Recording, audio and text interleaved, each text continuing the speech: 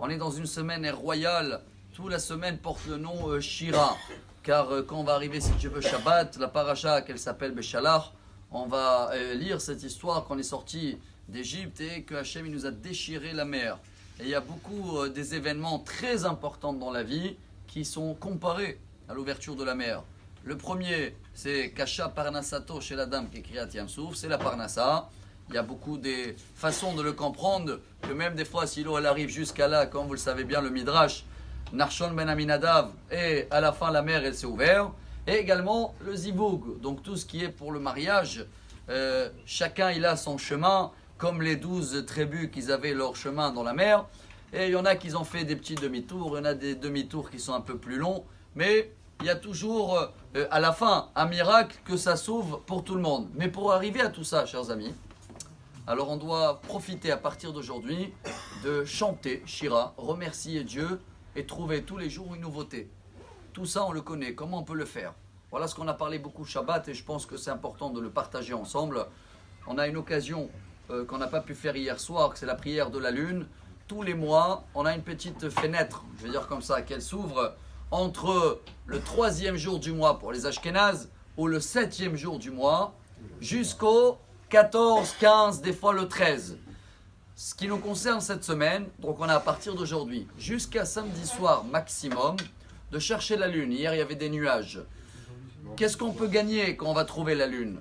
Alors on a vu que la Gemara elle amène en sorte que il malé lo zachu bene Israël l'akbil pene aviem shebashamayim pa mahad bachodesh dayam. Si on fait une seule fois dans le mois déjà cette mitzvah, eh ben on a tout gagné. Et Abaye il rajoute, c'est pour ça qu'on le fait debout.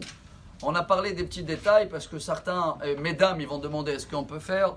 Alors c'est vrai que dans le Shulchan Aruch, dans le Siman 426, il parle de cette halakha. Est-ce que ça dépend du temps ou c'est comme une prière qu'on fait sur quelque chose qu'on veut boire et dans ce cas-là, les femmes doivent le faire. C'est vrai qu'au nom du Shla Kadosh, Rabbi Ishayahu Horowitz, les femmes, ils ne doivent pas le faire. Mais les femmes qui veulent le faire et qui ne sont pas kabbalistes, on va dire comme ça, alors minimum ce mois-ci ou à partir de ce soir, d'essayer de trouver la lune.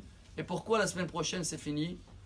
Parce qu'à partir du 15, comme la lune elle est pleine déjà, ça va commencer à descendre. Et si nous on veut que cette semaine, tous les jours on va trouver plus de lumière et que les portes de chacun, dans la parnassa, dans le mariage, dans la santé, ils vont s'ouvrir, alors Dieu nous demande de faire un effort supplémentaire, de retrouver ce moment-là où il y a plus de lumière, se rappeler qu'on est complètement dépendant de Dieu et pas indépendant comme le soleil, car on dépend de la lumière et de la présence divine.